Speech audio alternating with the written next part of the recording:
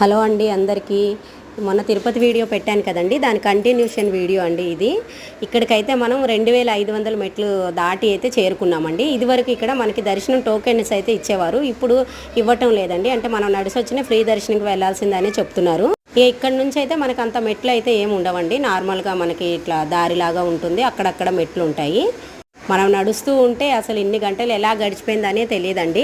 మాకైతే దాదాపు 6 అవర్స్ అయితే పట్టిందండి పైకి వచ్చే వరకు.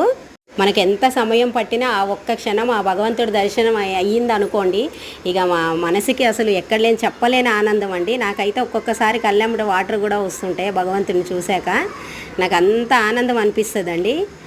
నేనైతే తిరుపతి గురించి మీకు ఒక విషయం చెప్పాలి. అంటే ఏం లేదు, నేను శ్రీవారి సేవకైతే వెళ్ళానండి 2019లో 7 days అయితే వెళ్ళామండి సేవకి.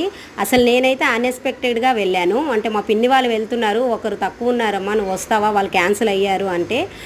నేను ఫస్ట్ టైం అండి ఆ భగవంతుడు నన్ను అలా పిలిపించాడని అయితే నేను అనుకుంటున్నాను. ఆ అదృష్టాన్ని నేను ఇప్పటికీ మర్చిపోలేను.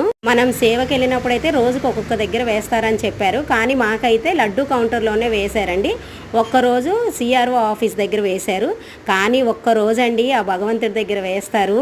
నాకైతే చాలు దేవుడా, ఈ జన్మకి నాకు ఈ అదృష్టం చాలు అని అయితే నేను అనుకున్నానండి. అస్సలు భగవంతుడిని మనం దగ్గరకుంటే దర్శించుకోవచ్చండి. నాకు ఈ జన్మకి చాలని అనిపించిందండి. మళ్ళీ అలాంటి భాగ్యం ఎప్పుడు వస్తుందో ఏమో. నేనైతే ఆ భగవంతుడిని కోరుకుంటున్నా, మళ్ళీ మనకి అట్లాంటి అవకాశం వస్తే నాకు సేవకు వెళ్ళాలని ఉంది. మేమైతే దర్శనానికి మాకు 18 hours అయితే పట్టిందండి.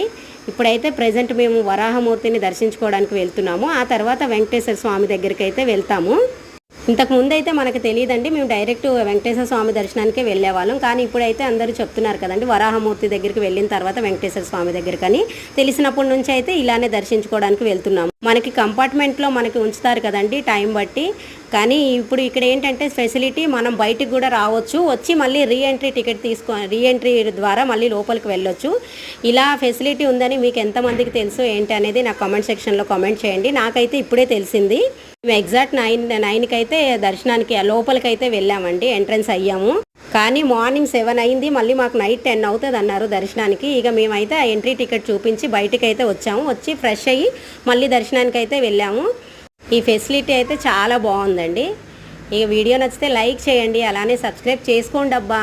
ఏడుకొండలవాడ వెంకటరమణ గోవింద గోవింద, ఆపద ముక్కలవాడ అనాథరక్షక గోవింద గోవింద.